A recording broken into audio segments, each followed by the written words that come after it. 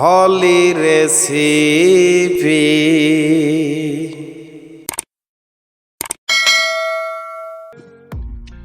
আসসালামু আলাইকুম। হলি রেসিপিতে আপনাদেরকে সকলকে ওয়েলকাম। আজকে আমি সাগুদানার রেসিপি নিয়ে হাজির হয়েছি। আজকে আমি ডেজার্ট তৈরি করে দেখাবো। মাঝে মাঝে একটু মিষ্টি মুখ করা ভালো, তাই না? তো যাই হোক, এটা আমি কিভাবে তৈরি করছি আর কত কম সময় তৈরি করছি তাহলে চলুন দেখে নেওয়া যাক। প্রথমে আমাদের কি কি লাগছে সেটা দেখে নেই। প্রথমে আমি নিয়েছি কাজু বাদাম, নিয়েছি কিশমিশ, আর লাগবে চিনি। আর মেন উপকরণ তো আমাদের সাগুদানা, এটা তো আমাদের প্রয়োজনই। আর লাগবে দুধ এখানে আমি 1.5 লিটারের মতো নিয়েছি। দুধটাকে এখন আমি চুলাতে উঠায় দিয়েছি। এখন শুধু এটাকে আমি জাল করে নেব, খুব ভালোভাবে ফুটন্ত জাল করে নেব। আর যে সাগুদানাটা দেখালাম সেটা কিন্তু আমি পানিতে হাফ বয়েল করে আমি সেদ্ধ করে নিয়েছি। পুরা সেদ্ধ করা যাবে না, হাফ সেদ্ধ করে নিলে আমাদের সাগুদানাটা রেডি হয়ে থাকবে। সেদ্ধ করার পর আমি ঠান্ডা পানিতে ভালোভাবে ধুয়ে নিয়েছি। অবশ্যই ধুয়ে নেবেন, তাহলে খুব ভালো ঝরঝরে থাকবে, একটার সঙ্গে আর একটা লাগে থাকবে না। আর এখানে তো আমি দুধটাকে জাল করতে দিয়েছি, দেখতে পাচ্ছেন বলক উঠে এসেছে।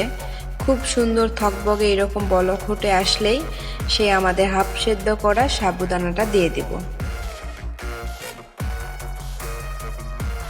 এ পর্যায়ে আপনাদের একটু মনে হতে পারে যে একটু দলা দলা আছে, কিন্তু আস্তে আস্তে যখন নাড়তে থাকবেন দুধের সঙ্গে খুব ভালোভাবে স্মুথলি মিশে যাবে। এটা কোনো টেনশনের ব্যাপার নাই যে এটা দলা হয়ে থাকবে কিনা, এটা খুব সুন্দরভাবে মিলিয়ে যাবে।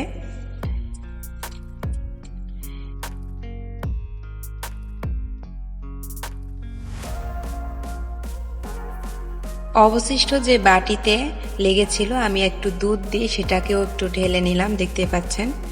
অপচয় করার কোনো প্রয়োজন নাই, খুব ভালোভাবে আমরা এটাকে নিয়ে নিলাম। এবার এটাকে খুব ভালোভাবে আস্তে আস্তে নেড়ে চেড়ে রান্না করে নেব। বেশ কিছুক্ষণ ধরে রান্না করব, যেন বা নিচে লেগে না যায়, সেই জন্য একটু হাতুড়ি দিয়ে এভাবে নাড়তেও থাকবো। আর যেগুলো ছোট্ট ছোট্ট দানা ভাব রয়েছে সেগুলোও ভেঙে দেওয়ার চেষ্টা করব। দেখতেই পাচ্ছেন প্রায় সবগুলোই ভেঙে এসেছে। এই পর্যায়ে আমি দিয়ে দিচ্ছি চিনি। চিনিটা অবশ্যই আপনাদের টেস্ট অনুযায়ী দিবেন, কারণ কেউ কম কেউ বেশি খায়। আমি আমার প্রয়োজন মতো দিয়ে দিলাম।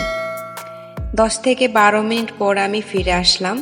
দেখতে পাচ্ছেন দুধটা কিন্তু অনেকটাই ঘন হয়ে এসেছে, আর সাগুদানা কিন্তু পুরোটাই সেদ্ধ হয়ে এসেছে।